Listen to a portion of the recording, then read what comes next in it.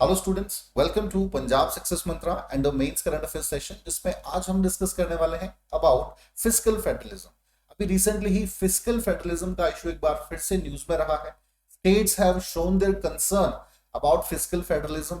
साथ ही साथ जो भी सिग्निफिकेंस है फिस्कल फेडरलिज्म की, कहीं ना कहीं it will also ensure the significance of cooperative federalism in India, the future of cooperative federalism in India. So क्या कंसर्न है इससे रिलेटेड, क्या सुप्रीम कोर्ट ने इस पर अपनी राय दी है, साथ ही साथ सेंटर्स का इस पे क्या कहना है, सभी फैसेट्स को एक एक करके डिस्कस करेंगे। इसी संदर्भ में, इसी कंटेक्स्ट में इंडिया में जो कैसी फेडरलिज्म हमने अडॉप्ट किया है उस कॉन्सेप्ट को भी डिस्कस करेंगे, और कॉन्स्टिट्यूशनल स्टेटस क्या है फेडरलिज्म का इंडिया में वो भी हम डिस्कस करेंगे। शुरू करते हैं स्टूडेंट आज का session, but before that just go through with weekly schedule. Weekly schedule जान लीजिए कि कौन कौन से सेशंस हमारे रहेंगे, फ्री इनिशिएटिव जो भी हमारे पंजाब सक्सेस मंत्रा पर है, सो दैट आप जिन जिन एग्जाम्स की प्रिपरेशन कर रहे हैं उसके साथ कंसिस्टेंसी के साथ आप बने रहें। सो करंट अफेयर्स का हमारा 10:15 सेशन रहता है।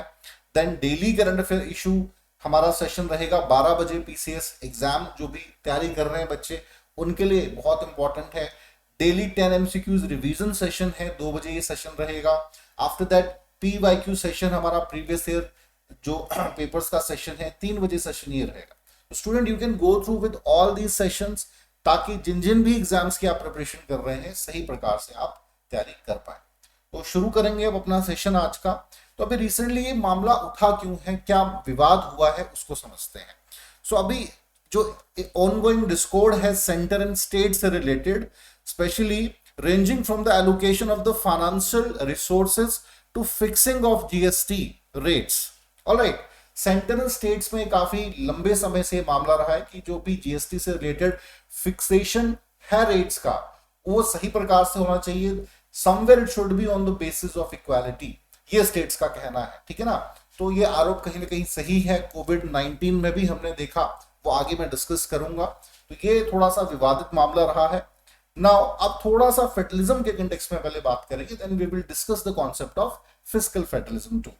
सो जब हम फेडरल स्ट्रक्चर के इंडिया के कंटेक्स्ट में बात करते हैं, so we can say that these are the part of basic structure. रीढ़ की हड्डी जो है हमारे कॉन्स्टिट्यूशन की, उसमें सहभागिता कहीं ना कहीं फेडरलिज्म की भी रहती है।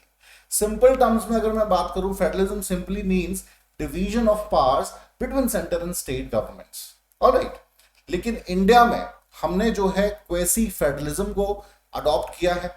क्वेसी फेडरलिज्म का सिंपल मतलब होता है, केसी वेरे की ये टर्म है, ठीक है ना। ये कई बार सवाल पूछा जाता है प्रीलिम्स में। K C Wheare coin this term quasi federalism. It simply means कि हमारा जो सेंटर रहेगा, we adopt the federal structure but along with union powers. मतलब हमारा सेंटर जो है वो ज्यादा अधिक शक्तिशाली रहेगा स्टेट्स के कंपैरिजन में। ये स्ट्रक्चर हमने फॉलो किया।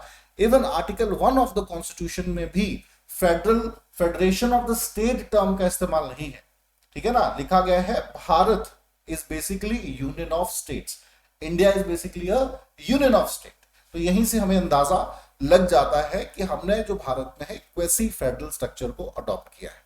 इवन कॉन्स्टिट्यूशन में, इवन कोर्ट में Satpal versus state of Punjab का जो केस था 1969 का, इसमें भी बड़ा क्लियरली सुप्रीम कोर्ट ने कहा था कि भाई क्वेसी फेडरल जो है, ठीक है ना, ये जो है एक अभिन्न हिस्सा है हमारे संविधान का। और ना ही हम फेडरल स्ट्रक्चर को फॉलो कर रहे हैं, ना ही हम यूनिटरी फॉर्म को फॉलो कर रहे हैं। वैसे ही फेडरल जो स्ट्रक्चर है that is adopted in our constitution, और उसी को फॉलो किया जाएगा। कॉन्स्टिट्यूशनल स्टेटस पर आते हैं। So article 246, 245 and 244 somewhere associate with the federal structure of India. 244 और 245 जो है legislative power of centre and state से कहीं ना कहीं एसोसिएट है। सो कई बार प्रीलिम्स में यहां से बहुत बार सवाल पूछ लिए जाते हैं, थोड़ा बेसिक आइडिया आपको जरूर रहना चाहिए। चलिए स्टूडेंट्स, अब जरा बात करेंगे fiscal federalism. So fiscal federalism का मतलब क्या है? It is basically it refers to the responsibility, division of responsibility, we can say that. कहीं ना कहीं डिवीजन ऑफ रिस्पॉन्सिबिलिटीज की ये बात करता है। Also it is a process of revenue sharing relation between centre and state governments. तो ये दो चीजें इसमें ध्यान रखेंगे कि जो भी पब्लिक एक्सपेंडिचर है, टैक्सेशन है, उससे रिलेटेड जो डिवीजन ऑफ रिस्पॉन्सिबिलिटी है उसकी ये बात करता है। दूसरा रेवेन्यू शेयरिंग प्रोसेस है सेंटर एंड स्टेट्स का। दो बेसिकली टर्म है आप फिस्कल फेडरलिज्म के कंटेक्स्ट पे दिमाग में अपने रख सकते हैं। Alright, somewhere it was introduced in 1919 1935 के जो एक्ट्स थे उसमें हमें फिस्कल फेडरलिज्म की एक झलक मिलती है। So somewhere we can say that these idea was introduced from there. So अब इसमें इन सिंपल मैं बात करूं कि भाई जो रेवेन्यू जनरेशन की बात है या रेवेन्यू शेयरिंग का जो इशू है उसमें केंद्र और राज्य सरकार दोनों की सहभागिता होनी चाहिए। अब किस आधार पर होनी चाहिए ये डिस्प्यूटेबल है। स्टेट्स का कहीं ना कहीं आरोप है कि भाई जो सेंटर है कहीं ना कहीं जो है प्रॉब्लम क्रिएट करता है स्टेट्स के लिए, जो मैं कुछ एग्जांपल्स के माध्यम से नेक्स्ट स्लाइड में आपके साथ डिस्कस करूंगा। तो ये should be based on equality, this is what states are demanding for. Alright, चलिए सो अब चैलेंजेस जो है इससे रिलेटेड उन पर एक नजर डालेंगे। सबसे पहला है इंट्रोडक्शन ऑफ जीएसटी। जीएसटी 2017 में इंट्रोड्यूस किया गया। नाउ स्टेट्स का ये कहना है states government lost their independent taxation power. जो इससे पहले स्टेट्स का एक इंडिपेंडेंट टैक्सेशन पावर था वो कहीं ना कहीं लॉस्ट हुआ है। हालांकि जीएसटी काउंसिल्स में जो जीएसटी काउंसिल होती है उसमें इंपॉर्टेंट रोल स्टेट्स का भी रहता है, इसमें कोई दो राय नहीं है। बट कहीं ना कहीं कंपेयर करेंगे आप तो यहां पर हमें क्लियरली देखने को मिल रहा है कि जो एक इंडिपेंडेंस थी टैक्सेशन पावर्स के कंटेक्स्ट में स्टेट्स की उसमें कमी देखने को मिलती है। अभी सिर्फ दो ही आप एरियाज रह गए हैं लिक्वर एंड फ्यूल का, यहीं पर बेसिकली जो है आपके जनरेट जो है स्टेट्स कर सकते हैं। तो कहीं ना कहीं स्टेट्स का ये मामला है कि some more subject must be added in this. Only liquor and fuel are only two significant avenues left for states now. ठीक है ना, तो ये एक विवादित मामला है। इसके अलावा कंपनसेशन गारंटी का इशू है भाई। कंपनसेशन गारंटी स्पेशली कोविड-19 में हमने देखा। कंपनसेशन गारंटी का सिंपल मतलब है कि भाई कोविड-19 के समय जब बहुत ज्यादा रेवेन्यू जनरेशन स्टेट्स नहीं कर पा रहे हैं तो जीएसटी के तहत कहीं ना कहीं आपको स्टेट्स को जो था कंपनसेशन देना चाहिए था केंद्र सरकार की तरफ से, तो वो बिल्कुल नहीं मिला।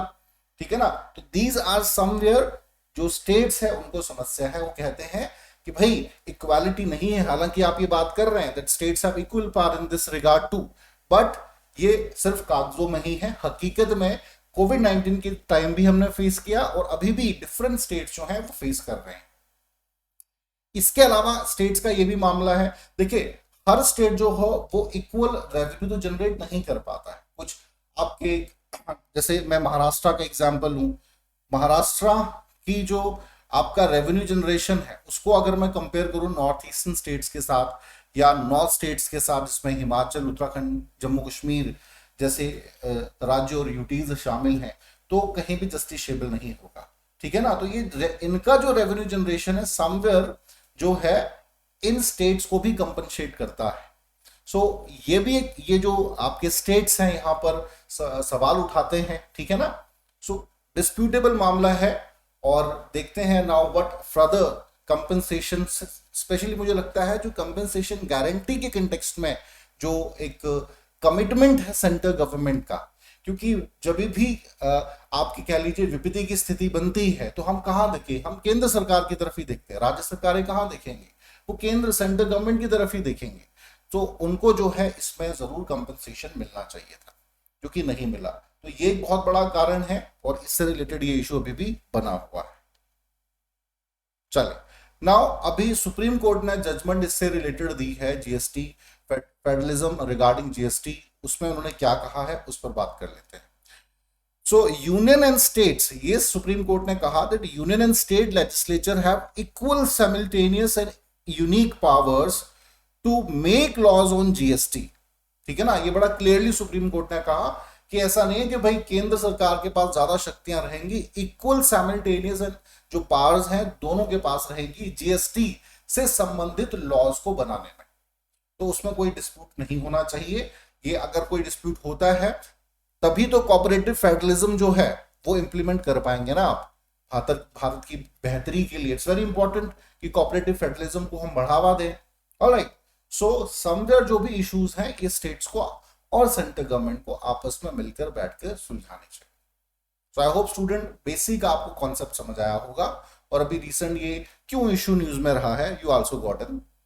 आपको इसके संदर्भ में भी अगर कोई और थोड़ा सा और इसको डिस्कस करें और ज्यादा डिटेल में पढ़ेंगे, सो और बहुत सी चीजें जो है आपको समझ आएंगी। चलिए स्टूडेंट्स, आज के लिए इतना ही। Thank you very much.